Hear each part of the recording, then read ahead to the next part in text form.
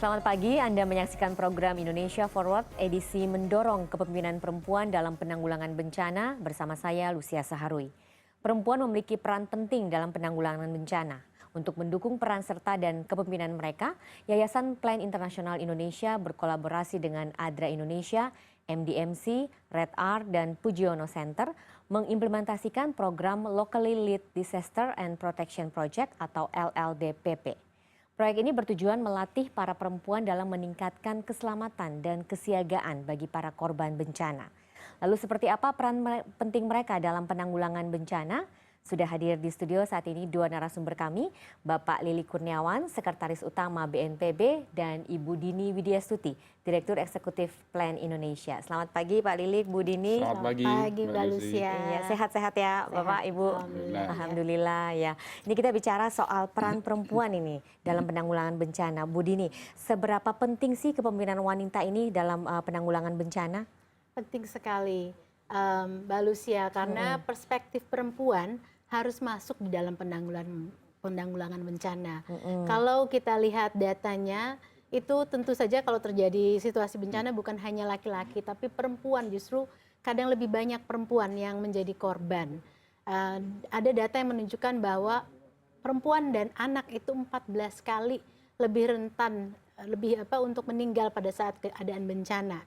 Nah, ini memang kerentanan itu berbagai macam ya, faktornya. Mungkin karena kurangnya informasi, tapi juga karena ada peran-peran perempuan untuk melindungi keluarga, anak ya, yang menyebabkan mobilitas mereka itu terhambat ya ketika mereka dalam kondisi bencana harus cepat melarikan diri seperti itu. Oleh karena itu penting sekali untuk perempuan tahu apa yang harus dilakukan, dan juga ketika sudah terjadi bencana, pada saat penanganannya itu perspektif mereka betul-betul diperhatikan terhadap misalnya perlindungan, kemudian juga kebutuhan-kebutuhan praktisnya. Misalnya dalam situasi bencana bahwa air itu sangat diperlukan misalnya ya, untuk kesehatan menstruasi, untuk juga kesehatan anak dan keluarga. Nah, ini biasanya jadi peran-peranan perempuan yang menonjol. Oleh karena itu perspektif mereka kalau tidak masuk ke dalam penanggulangan bencana dan mereka tidak ambil turut dalam kepemimpinan ya, baik itu formal ataupun informal, itu akan menyebabkan penanggulangan bencana menjadi kurang efektif menurut kami. Oke, kalau Anda melihat sebenarnya saat ini nih apa saja sih celah-celahnya sehingga bisa mendorong kepemimpinan wanita dalam penanggulangan bencana ini? Yang pertama tadi informasi ya, yang mungkin belum menjangkau sepenuhnya kepada perempuan. Karena mungkin platform komunikasinya yang berbeda, kemudian bukan cara penyampaiannya yang juga harus menyasar kepada perempuan yang secara lebih efektif. Kemudian juga dalam pelatihan-pelatihan nih, Mbak Lucia, kalau misalnya perempuan tidak dilibatkan, bagaimana bisa memastikan bahwa kalau itu terjadi di rumah dan kebetulan misalnya suaminya tidak ada atau laki-laki tidak ada di rumah, itu mereka bisa cepat tanggap gitu ya, mengerti apa yang harus dilakukan. Nah, ini penting sekali ada pelatihan-pelatihan juga yang menyasar juga perempuan-perempuan di semua tingkat ini, dari desa, kabupaten dan seterusnya. Dan kalau bisa memang lebih banyak lagi yang turut di dalam struktur juga untuk kepemimpinannya. Oke. Kalau Pak Lilik dari BNPB ini bagaimana? Setuju nggak dengan apa yang ada dipikirkan oleh Ibu Lilik ya dari plan ini bahwa perempuan itu memegang peranan penting dalam penanggulangan bencana? Ya, ini sebenarnya salah satu strategi dalam penanggulangan bencana. Itu adalah bagaimana melibatkan semua pihak. Dan terutama adalah pihak-pihak yang menjadi kunci dari upaya-upaya penyelamatan. Kita di BNPB ini sudah berapa kali ya, mungkin berpuluh-puluh kali melihat juga ya bisa merasakan juga bahwa sebenarnya banyak korban bencana itu adalah perempuan dan anak-anak seperti tadi disampaikan. Saya kira ada beberapa cerita-cerita yang dimana kita sering menemukan seorang ibu memeluk anaknya dalam kondisi meninggal karena tutup oleh tanah longsor misalnya. Ini sangat banyak. Nah, juga bagaimana seorang perempuan tidak tega untuk meninggalkan orang tuanya yang mungkin sakit atau tidak bisa bergerak. Nah, itu kita lihat sebagai salah satu contohnya di Semeru. Nah, kalau sudah demikian, nah ini kita perlu mencari strategi bagaimana menguatkan peran-peran perempuan supaya mereka memiliki keterampilan, ketangguhan, keahlian untuk kemudian bisa selamat dari bencana. Nah, ini yang kemudian kita dorong menjadi salah satu strategi dalam penanggulangan bencana, dan ini dilakukan oleh BNPB dengan program yang namanya Keluarga Tangguh Bencana. Oke. Jadi ini melibatkan wanita dalam keluarga tersebut, begitu ya, Pak Lilik ya? Jadi perempuan itu, wanita itu nanti akan menjadi agen perubahan yang ada di rumahnya masing-masing. Mereka bisa merencanakan kemana jalur evakuasi untuk keluarga, mengajak keluarganya untuk berlatih begitu ke tempat yang sudah dituju manakala ada informasi-informasi dari pemerintah terkait dengan peringatan dini. Sehingga ujungnya mereka akan selamat. Oke, kalau dari Plan Indonesia sendiri bagaimana implementasi program apa yang supaya bisa menghadirkan perempuan-perempuan sebagai pemimpin begitu? Sebenarnya programnya cukup banyak, Mbak Lucia. Jadi yang tadi dikatakan LLDPP itu adalah salah satunya untuk memastikan adanya kepemimpinan lokal, karena kalau dan juga kepemimpinan perempuan yang didorong untuk masuk dalam kepemimpinan lokal penanggulangan bencana. Karena ketika terjadi bencana itu kan yang pertama-tama harus mengatasi dan bergerak dari diri sendiri, keluarga, lingkungan ya. Kan tidak mungkin harus menunggu dulu nih dari nasional gitu ya. Tapi memang dari desa dan kabupaten itu harus segera bergerak. Itu yang kami dorong bersama mitra-mitra yang tadi sudah disebutkan, ADRA, Pujiono Center, Red Art, dan MDMC. Tapi memang ada kemudian kerja-kerja yang berkelanjutan, Mbak, di tingkatan komunitas dan juga di sekolah sebenarnya, untuk supaya kesadaran kesiapsiagaan bencana itu masuk di semua lini, dan peran perempuan dan anak juga ya, ini sangat besar sekali. Dari hal yang terkecil tadi sudah disampaikan oleh Pak Lili, tapi juga misalnya mempersiapkan tas untuk siap siaga bencana. Nah, ini yang siap diangkut ketika setiap saat begitu setiap saat, apakah itu gempa atau banjir. Jadi ibu tahu gitu ya, ayah juga tahu, tapi penting untuk semua orang dalam keluarga itu tahu apa yang harus dilakukan gitu. Oke, nah dari BNPB sendiri bagaimana Pak Lilik mengakomodir LSM-LSM dalam berinisiatif untuk penanggulangan bencana begitu?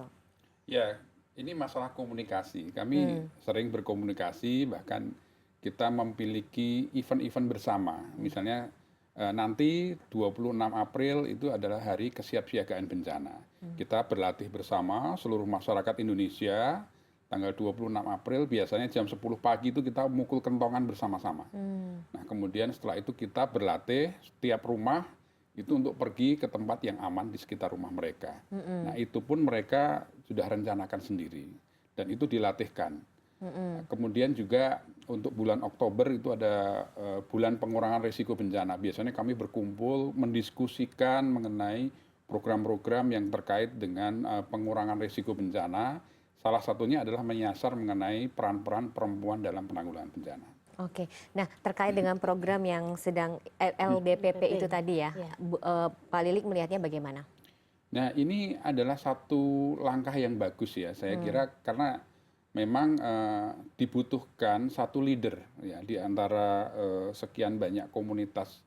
Mungkin perempuan itu harus ada yang kemudian maju ke depan untuk kemudian didengar oleh perempuan yang lain. Dan saya melihat aktivitas-aktivitas perempuan itu sangat banyak, mulai dari arisan misalnya, sampai dengan yang misalnya nyari kutu gitu. Nah, itu yang kemudian harus ada yang kemudian di dalam komunitas-komunitas itu untuk menjadi lokal leadernya, yang kemudian secara fasih dia akan bicara mengenai kalau ada bencana kita udah siap belum kira-kira? Apa yang kemudian harus kita siapkan? Informasi apa yang harusnya kita butuhkan untuk itu? Nah, inilah yang hal-hal kecil seperti itu yang sebenarnya akhirnya nanti akan menumbuhkan namanya budaya sadar bencana. Jadi budaya sadar bencana itu bukan proyek ya, tapi dia suatu gerakan. Suatu gerakan. Nah, gerakan ini baru bisa kita bikin kalau kemudian kita punya pemahaman yang sama. Kita punya satu tekad yang sama yang kita ingin bahwa kita harus selamat. Karena selamat itu adalah hak semua masyarakat. Ya. Nah, tinggal bagaimana mereka memanfaatkan hak itu untuk mendapatkan akses informasi, untuk mendapatkan pengetahuan, mendapatkan pelatihan, dan juga tentu saja mendapatkan sosialisasi, edukasi, dan sebagainya. Oke, tadi Pak Lili sempat mengatakan bahwa dari BNPB sendiri juga ada program seperti itu ya. Apa namanya tadi Pak? Keluarga Tangguh Bencana. Keluarga Tangguh Bencana. Nah ini sejauh ini bagaimana implementasi di lapangan Pak? Ya, implementasinya sekarang kita mengajak sebenarnya kalau di nasional kita mengajak ibu-ibu Dharma Wanita untuk menjadi agent of change. Mereka menjadi agen perubahan yang kemudian turun ke pemukiman-pemukiman mereka masing-masing untuk kemudian mengajak semua perempuan-perempuan untuk menjadikan keluarganya menjadi keluarga tangguh bencana. Tetapi di lapangan, di daerah-daerah rawan bencana, kita juga membentuk itu. Mulai ada stepnya sebenarnya. Kita mulai dari desa tangguh dulu. Desanya kalau dalam level desa sudah menjadi desa yang tangguh, maka desa yang tangguh itu akan memfasilitasi keluarga-keluarga yang ada di desa-desa yang rawan bencana tadi menjadi keluarga tangguh bencana.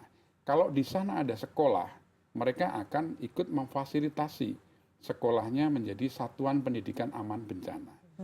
Tempat-tempat ibadah yang ada di desa tangguh itu akan menjadi tempat ibadah yang nanti akan menjadi tempat ibadah tangguh, termasuk pasarnya juga harus tangguh.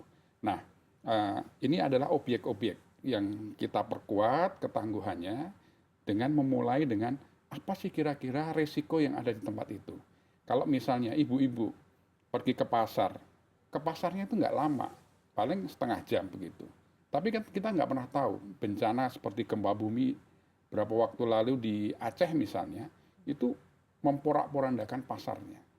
Sehingga banyak sekali korban dan terutama ibu-ibu yang baik yang dia berdagang maupun dia yang akan membeli belanja di sana. Nah, itu sama halnya dengan anak-anak kita. Anak-anak kita berapa jam dia ada di sekolah? 6 jam, 5 jam. Kita nggak pernah tahu pada saat itu ada gempa misalnya. Sekolah mereka ambruk dan sebagainya. Harus diperkuat tempat-tempat kita beraktivitas ini dengan manajemen yang bagus.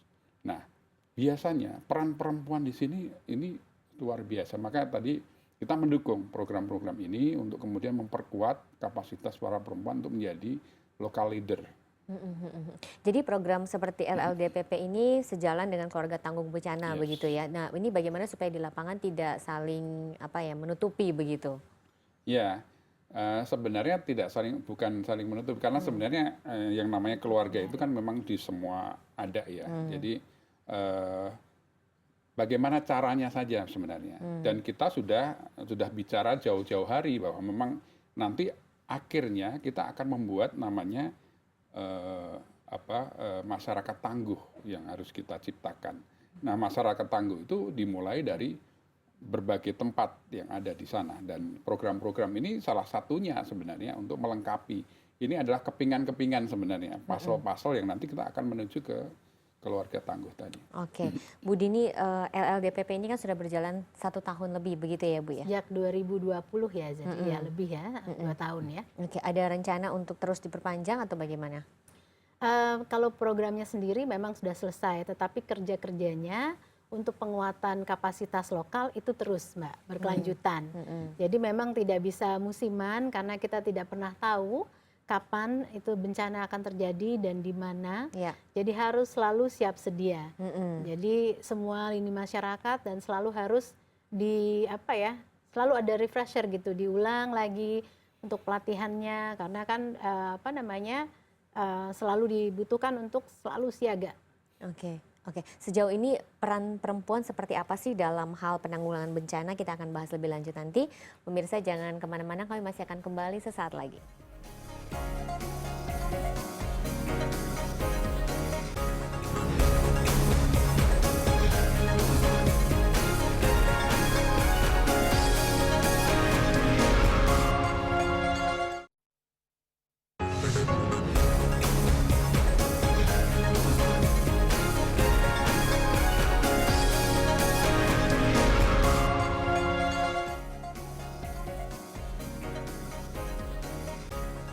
Terima kasih Anda masih bersama Indonesia Forward. Kita lanjutkan perbincangan bersama Bapak Lili Kurniawan, Sekretaris Utama BNPB, dan Ibu Dini Widyastuti, Direktur Eksekutif Plan Indonesia.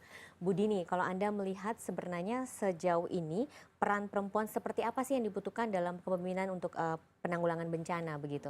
Iya. Pertama-tama sebenarnya sebelum kita bicara kepemimpinan perempuan, kita bicara partisipasi dulu. Partisipasi dalam arti turut menyuarakan apa yang menjadi concern, apa yang menjadi kebutuhan perempuan pada saat bencana itu terjadi. Nah, mungkin ada beberapa kebutuhan perempuan yang kerap tidak menjadi perhatian atau kurang disuarakan oleh kalau hanya laki-laki. Misalnya nih Mbak Lucia, misalnya kebutuhan perempuan untuk kesehatan dan juga kebersihan menstruasi. Bahwa pada saat terjadi bencana, untuk perempuan, anak-anak perempuan ya, remaja yang menstruasi itu kan memerlukan juga sanitary pad ya. Nah, ini biasanya tidak masuk nih di dalam paket. Nah, tidak dipikirkan bagaimana mereka perlu menjaga kebersihan, air bersih untuk itu gitu ya. Lalu juga misalnya di tempat-tempat pengungsian itu diperlukan penerangan. Kenapa? Karena kalau tidak mereka lebih rentan terhadap kekerasan dan kekerasan seksual ya. Misalnya mau ke toilet umumnya itu gelap, remang-remang begitu, atau tidak tertutup sehingga mereka rawan gitu ya. Atau di tempat shelternya itu bisa saja terjadi kekerasan. Nah, ini kalau sudah terjadi, apa yang kemudian treatment terhadap para perempuan dan anak juga ya sering menjadi korban. Ada kebutuhan untuk psikososial, support ya, dukungan. Sehingga, nah itu hal-hal seperti itu yang biasanya disampaikan oleh perempuan. Oke. Peran-peran Ini yang pentingnya kenapa ya. perempuan sangat dibutuhkan ya pada saat penanggulangan Ya, bencana. antara lain ya. Nah, bagaimana menghadapi tantangan dalam hal kepemimpinan perempuan ini? Ya, yang pertama tentu saja harus mulai dulu diajak. Nah, kami misalnya lewat program LLDPP mencoba memastikan paling tidak 40% partisipannya itu adalah perempuan. Jadi mulai dulu masuk ke dalam ruangan, ikut mendengarkan gitu ya. Lalu kemudian baru menyampaikan, didorong untuk difasilitasi untuk menyampaikan pendapat mereka, concern, perspektif perempuan bisa mulai masuk seperti itu. Nah, itu memang upaya-upaya yang harus ada, memang affirmative action sih Mbak Lucia dari semua pihak.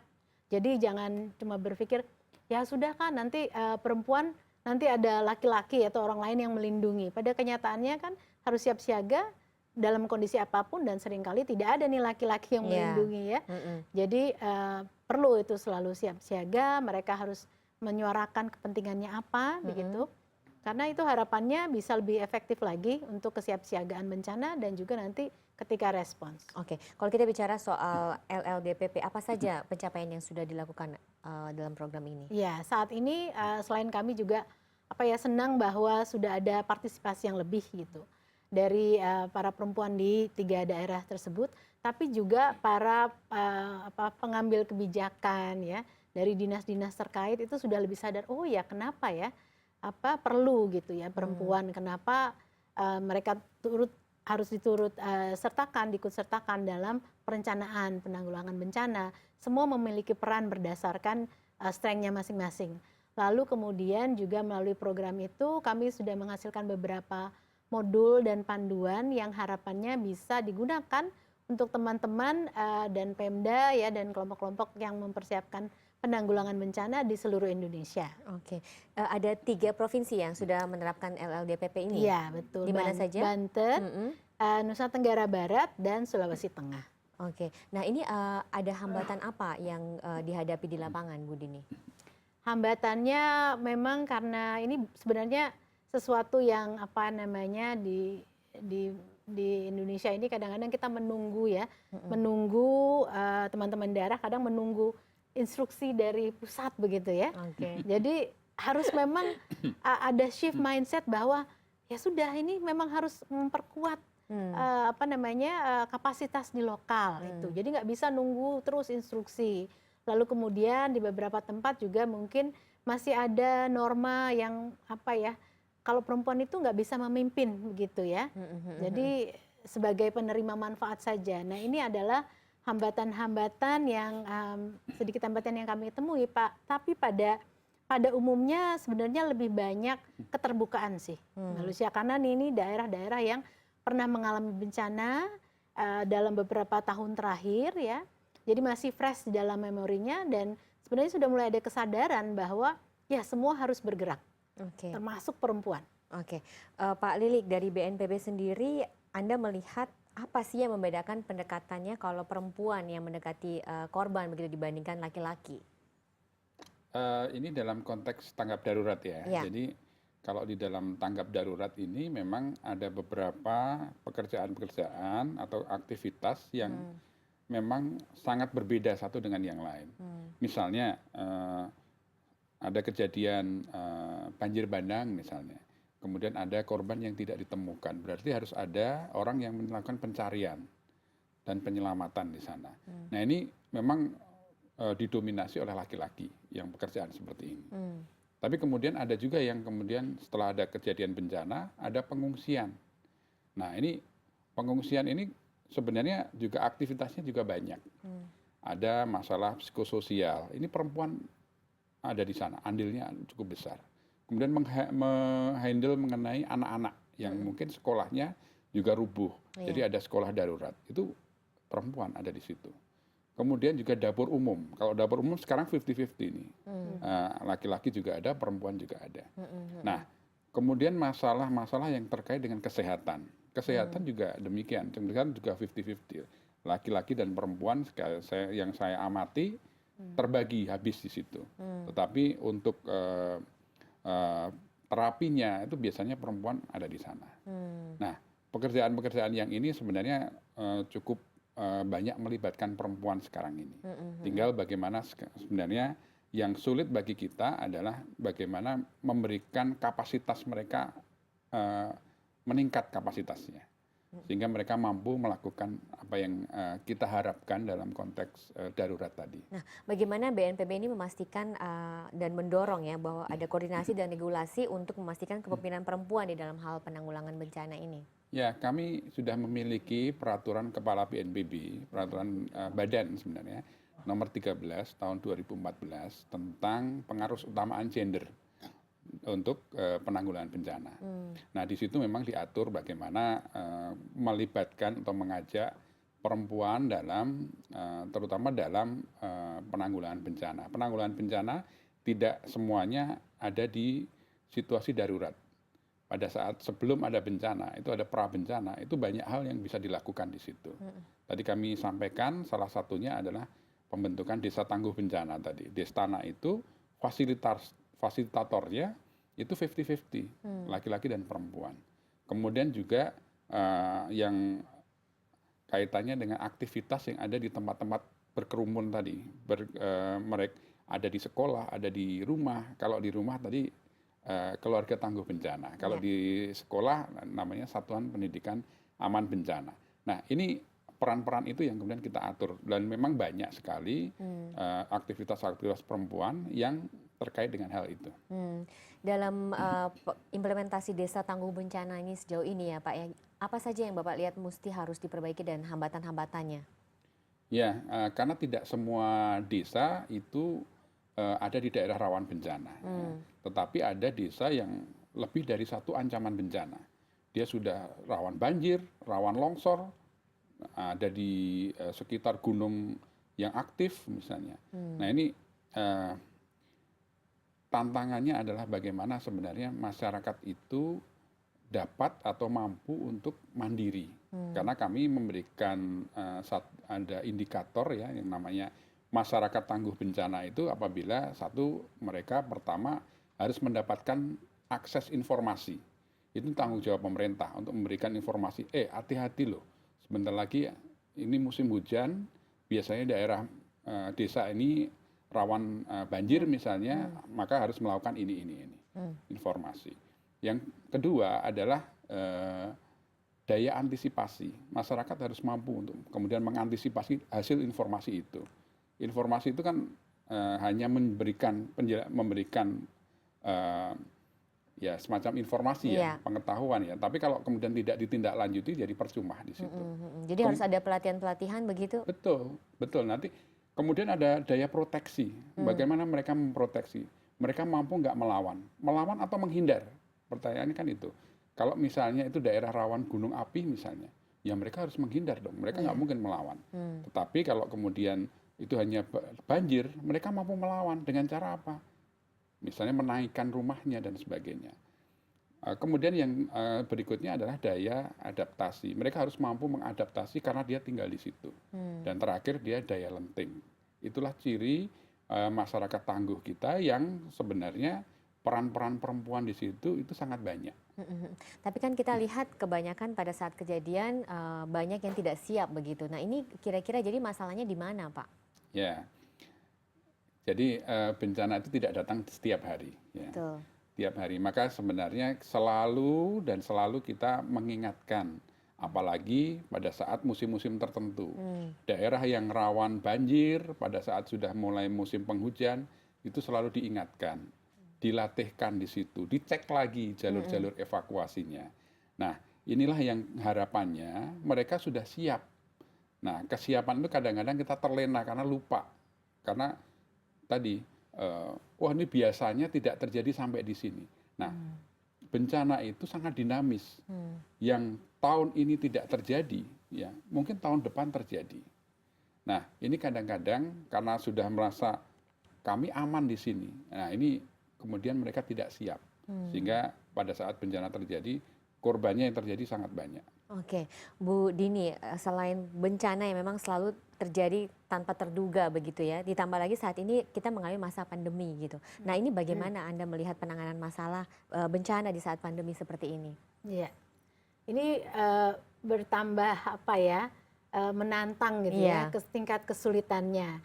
Dan ini kami juga punya pengalaman langsung, Mbak Lucia, di Plan Indonesia kami merespon bencana ya, badai Seroja misalnya ya, di Lembata kemarin.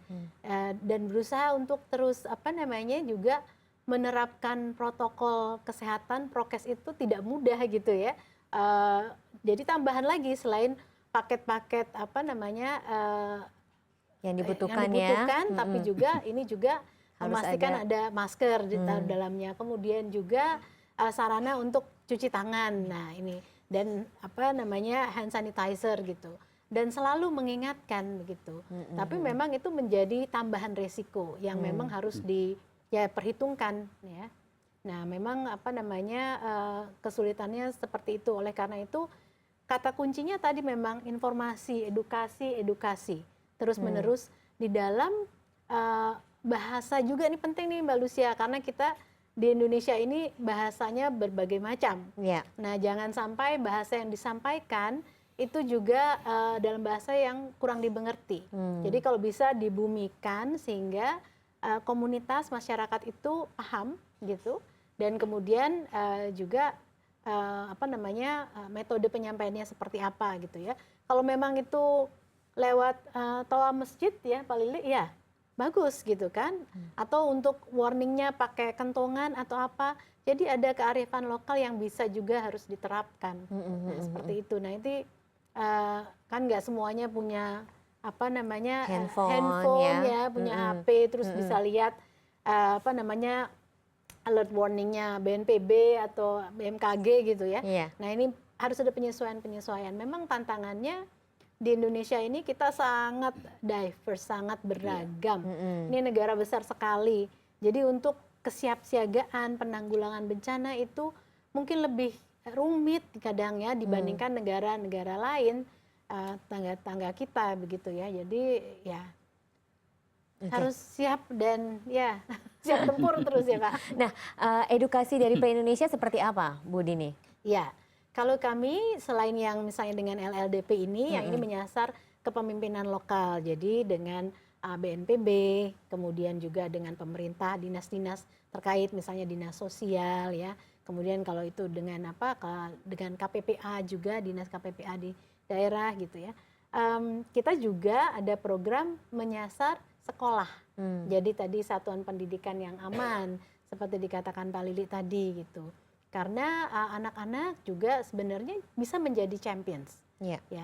Mereka bisa membagikan pengetahuan mereka untuk kesiapsiagaan bencana kepada orang tuanya, kepada ibunya dan adiknya gitu ya.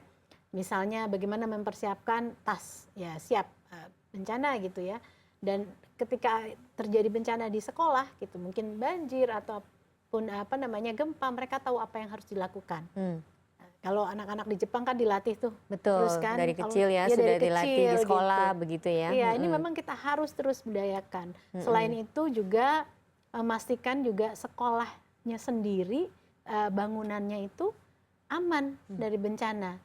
Karena kalau tidak, suatu bencana yang sebenarnya tidak harus memakan korban yang banyak gitu ya, bisa menjadi banyak karena memang perbuatan tidak manusia, layak, begitu bangunannya ya. tidak layak. Itu kami temui ketika di NTB Pak ya, gempa itu terjadi.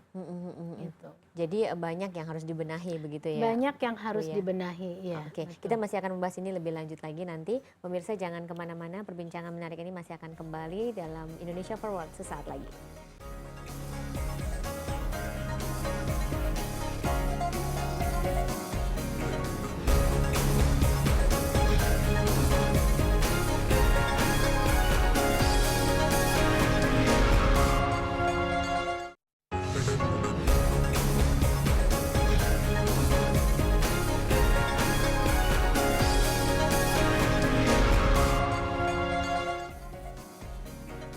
Ya, terima kasih Anda masih bersama Indonesia Forward. Kita lanjutkan perbincangan bersama Bapak Lili Kurniawan, Sekretaris Utama BNPB, dan Ibu Dini Widyastuti, Direktur Eksekutif Plan Indonesia. Bu Dini, ke depan apa komitmen dari Plan Indonesia terhadap kepemimpinan perempuan ini dalam hal penanggulangan bencana? Iya, Mbak Lucia sebagai organisasi yang mempromosikan hak anak dan kesetaraan gender, ya. Kepemimpinan perempuan itu menjadi kunci dalam semua program kami, termasuk juga program kesiapsiagaan bencana dan respon bencana juga. Dan itu kami mulai dari dalam organisasi sendiri, di mana emergency response team kita itu ada gender balance juga. Jadi bukan hanya laki-laki nih Pak Lili, kita baru saja selesai training juga yang perempuan-perempuannya dari berbagai unit. Ketika ada bencana nanti mereka sudah siap diturunkan begitu ya. Dan ini banyak peranannya, bukan cuma seperti yang tadi dikatakan psikososial dan sebagainya, tetapi juga bahkan pendataan. Nah, ini kan mau laki-laki atau perempuan bisa nih siap untuk melakukan peran-peran pendataan seperti itu dan pengorganisasian di masyarakat dan sebagainya. Lalu kemudian pastinya juga tetap bekerja sama dengan mitra-mitra lokal, dengan pemerintah daerah, pemerintah nasional untuk makin mempromosikan kepemimpinan perempuan, partisipasi perempuan dalam penanggulangan bencana, melewat training-training, juga kampanye-kampanye seperti itu ya. Lalu kemudian program tadi dengan sekolah aman itu masih akan kita teruskan dan di dalamnya ada komite-komite di sekolah itu yang bukan hanya yang laki-laki tapi juga perempuan. Jadi sedari kecil, dari muda gitu kita sudah berinvestasi supaya mereka lebih paham kerentanan, hazard ataupun kemungkinan bencana yang terjadi di wilayah mereka dan apa yang harus dilakukan dan mengambil peranan ya untuk membantu ketika terjadi keadaan bencana. Selain itu kita ada yang namanya Girls Leadership Academy. Nah, akademi ini adalah program yang ditujukan untuk anak-anak remaja perempuan dan perempuan muda. Untuk kepemimpinan pada umumnya, tetapi juga ada program-program khusus yang terkait dengan lingkungan, climate change. Dan ini nanti ya ke depannya memang kami mengharapkan bisa menghasilkan perempuan-perempuan yang menjadi pemimpin di berbagai sektor termasuk juga penanggulangan bencana. Oke, kalau kita lihat terhadap wanita-wanita di daerah lokal begitu ya, apa kira-kira yang paling penting ditanamkan supaya bisa menjadi pemimpin begitu pada saat terjadi bencana? Kalau pemimpin kan tidak selalu harus dia kepala dinas apa begitu ya, tetapi mengambil aksi atau langkah kepemimpinan. Betul. Itu kan maksudnya kan. Nah, yang saya temui ketika ke daerah-daerah itu kadang kurang ada rasa percaya diri. Menunggu apakah dari kepala desa atau kami perempuan tahu apa, misalnya kata-katanya suka begitu kan ya. Kita tunggu saja yang laki-laki. Nah, ini adalah pendapat atau norma yang kita coba dobrak begitu ya, bahwa perempuan juga bisa, dan bukan cuma bisa, harus, karena perempuan itu 50% dari penduduk gitu. Nah, kalau kita nggak mau mengkapasitasi, memfasilitasi, dan meminta yang 50% itu berkontribusi, yang rugi siapa? Bukan cuma perempuan, semuanya, semua masyarakat rugi. Ya. Jadi itu memang tidak mudah merubahnya, harus terus melalui diskusi gitu ya.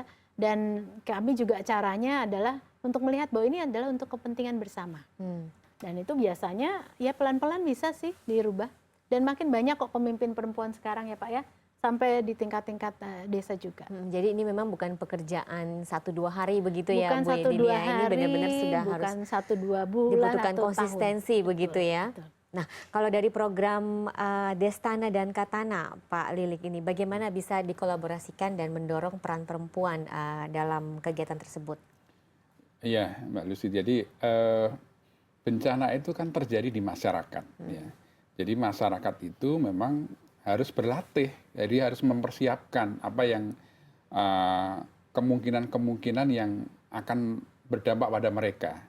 Nah, level desa kita membangun namanya desa tangguh bencana supaya desa itu bisa memfasilitasi tadi masyarakatnya, pasarnya, sekolahnya, kantornya gitu ya, atau tempat-tempat ibadah yang ada di desa itu, karena disitulah tempat masyarakat beraktivitas sehari-hari. Nah, banyak hal yang sudah dilakukan, misalnya bagaimana kemudian melakukan edukasi. Tentu edukasi di sekolah dengan edukasi di tempat ibadah itu nggak sama. Kemudian juga dengan di rumah-rumah juga nggak akan sama. Tetapi nanti ujung dari itu semua adalah bagaimana kita harus berlatih, melakukan simulasi. Dan simulasi itu tidak perlu harus disuruh-suruh oleh pemerintah, oleh BNPB misalnya, atau BPBD yang ada di daerah. Tetapi mereka bisa melakukan sendiri. Nah, kami kemudian menginisiasi Hari Kesiapsiagaan Bencana setiap 26 April itu. Pada hari itu kita latihan bersama, latihan bareng-bareng. Jadi masing-masing itu tidak perlu lagi diatur-atur, harus nanti ke lapangan itu, tidak perlu. Karena masing-masing rumah itu dia sudah menunjukkan atau sudah merencanakan tempat evakuasinya ada di mana. Kalau rumahnya ada di daerah yang rawan gunung api misalnya, berarti mereka harus menjauh dari gunung itu, turun ke tempat yang aman. Dan itu sudah harus direncanakan sebelum, jauh-jauh hari sebelum bencana terjadi, letusan gunung itu terjadi. Kalau rumahnya ada di pinggir pantai yang masuk dalam zona rawan tsunami, mereka juga harus menjauh dari pantai, menuju ke tempat yang tinggi, sehingga mereka akan aman dari bencana tsunami. Kalau mereka tinggalnya di dekat-dekat dengan sungai, yang setiap hujan lebat kemudian banjir, mereka sudah harus merencanakan tempat evakuasinya ada di atas, menjauh dari sungai yang menuju ke atas. Sehingga mereka nanti akan selamat. Nah, semua rencana ini diimplementasikan tanggal 26 April itu dengan latihan bersama, simulasi bersama. Itu. Oke, jadi diperlukan memang latihan terus-menerus sebenarnya ya, supaya kita selalu siap begitu ya Pak Lilik. Selalu siap dan harus selamat dari bencana. Baik, terima kasih Pak Lilik dan juga Bu Dini untuk informasinya. Semoga ini bisa memberikan manfaat bagi masyarakat kita. Ya. Dan pemirsa, semoga informasi tadi bermanfaat bagi Anda. Demikian Indonesia Forward episode kali ini. Saya Lucia Sahari undur diri. Sampai jumpa.